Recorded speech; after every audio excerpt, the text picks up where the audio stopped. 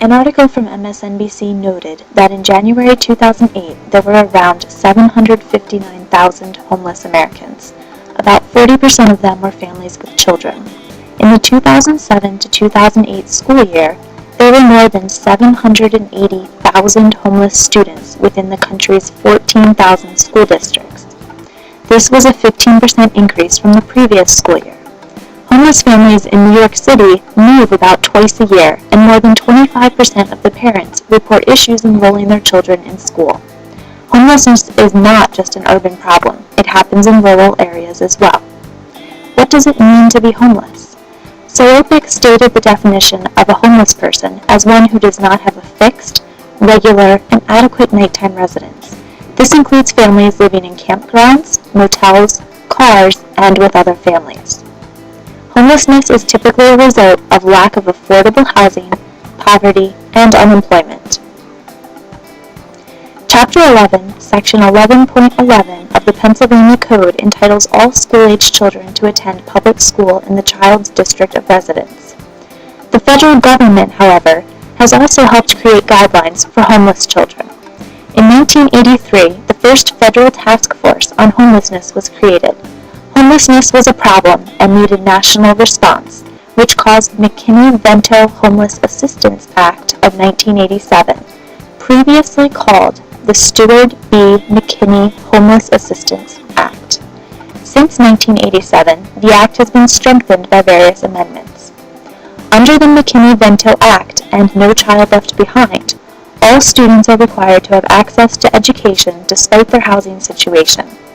Homeless students may remain in their school of origin, even if they are living temporarily in another district. The school district in which they currently reside is required to provide transportation.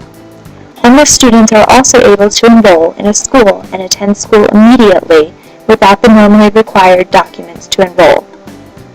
All school districts are required to have a homeless liaison.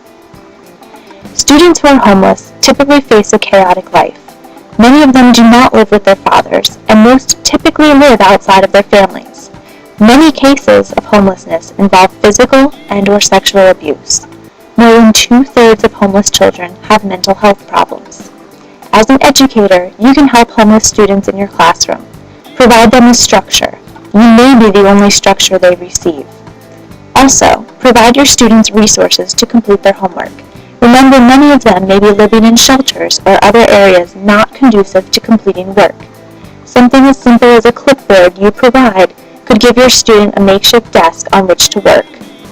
Incorporate life skills into your curriculum to help these students succeed. Also, be aware of characteristics of homeless children so that you can help identify them if necessary. These students may have poor hygiene, wear the same clothes frequently or every day, have respiratory issues, be possessive of belongings, be secretive, they may hoard food, and they may have a lack of materials or supplies. Typically, students will exhibit many, if not all, of these mannerisms.